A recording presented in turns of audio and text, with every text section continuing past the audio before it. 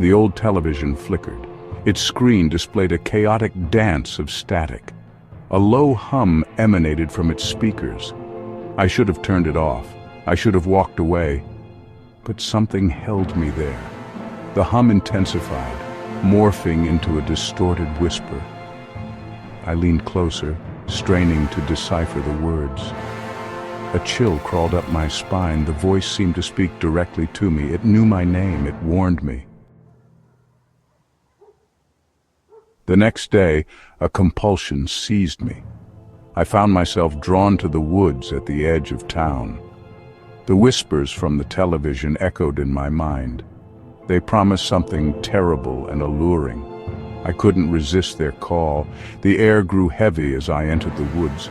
Sunlight struggled to penetrate the dense canopy. Shadows stretched and twisted, taking on unsettling shapes. A sense of dread settled upon me. I was being watched. I pushed deeper into the woods, following a barely there path. The forest seemed to close in around me, the trees growing denser with each step. The light from the setting sun barely penetrated the thick canopy above, casting long, eerie shadows on the forest floor.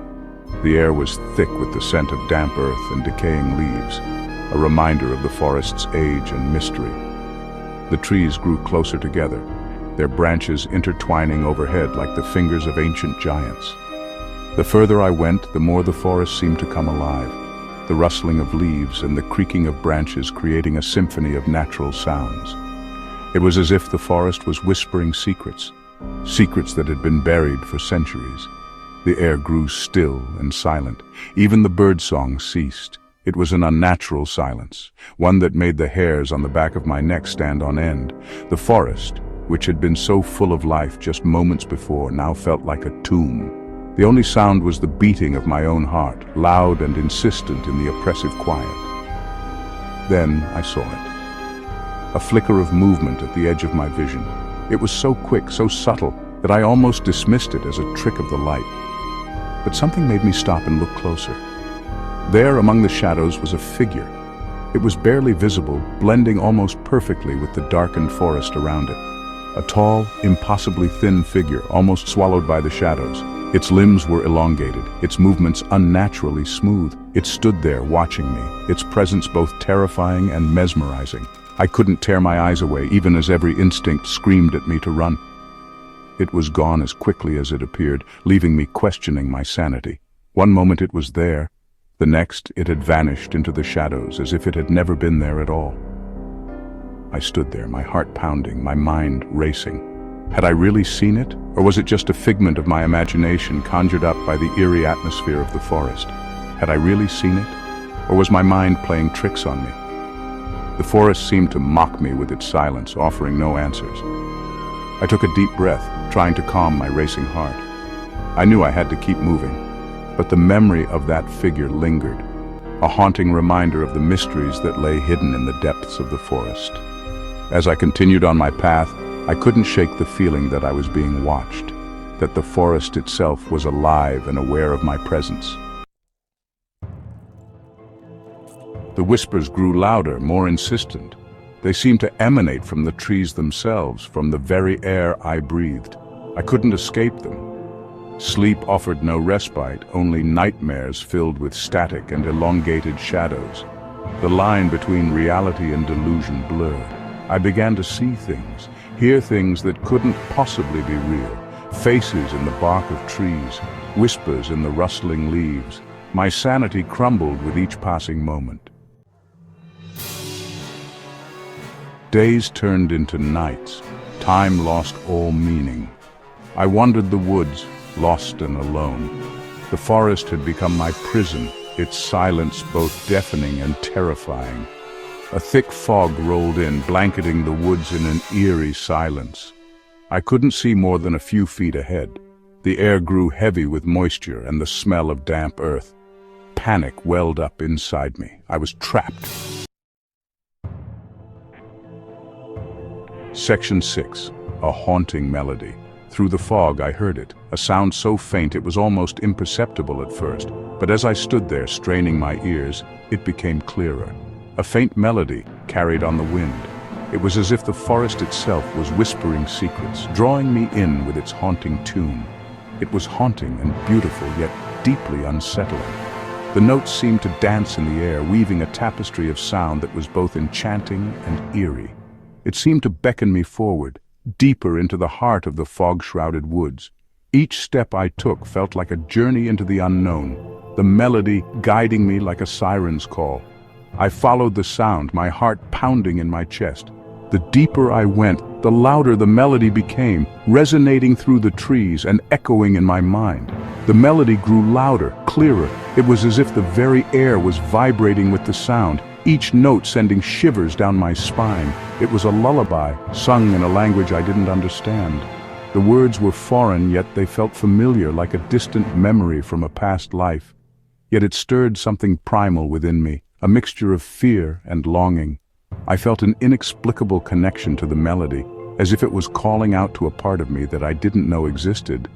As I ventured further, the forest seemed to close in around me.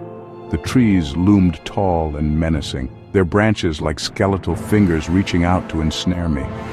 The shadowy figure I had glimpsed earlier was now more distinct, moving with a purpose. It seemed to be the source of the melody, leading me deeper into the forest's embrace.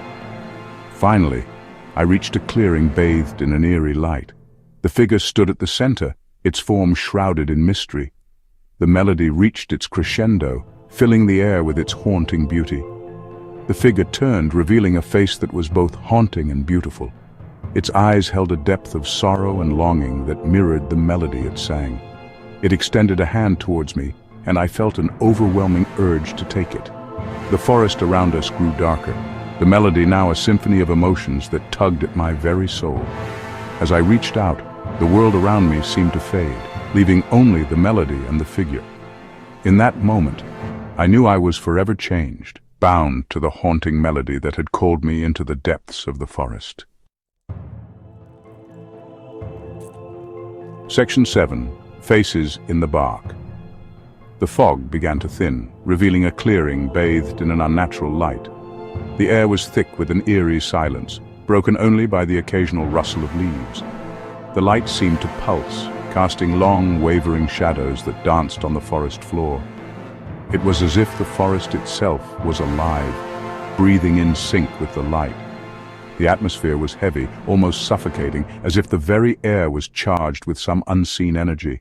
In the center stood a solitary tree, its branches reaching towards the sky like skeletal arms. The tree seemed ancient, its bark gnarled and twisted, telling tales of centuries gone by. Each branch was bare, devoid of leaves, giving it a haunting, skeletal appearance. It stood alone, a sentinel in the clearing, its presence both commanding and foreboding. The tree's shadow stretched long and thin, merging with the shadows of the surrounding forest, creating an intricate web of darkness. As I approached, I noticed the faces. They seemed to emerge from the bark, as if the tree itself was alive and watching. Each step I took brought more faces into view, their eyes following my every move. The closer I got, the more detailed they became, each line and curve meticulously carved. It was as if the tree had captured the very essence of fear and despair, preserving it for eternity. They were carved into the bark of the tree, dozens of them, their expressions frozen in various states of terror and despair. Some faces were contorted in silent screams, while others had eyes wide with horror. The detail was astonishing, each face telling its own story of anguish.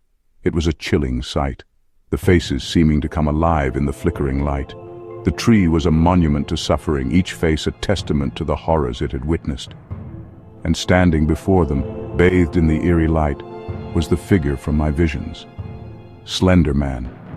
His presence was overwhelming, a dark silhouette against the unnatural light.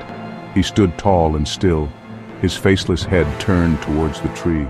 The air around him seemed to ripple, distorting the light and casting strange shadows.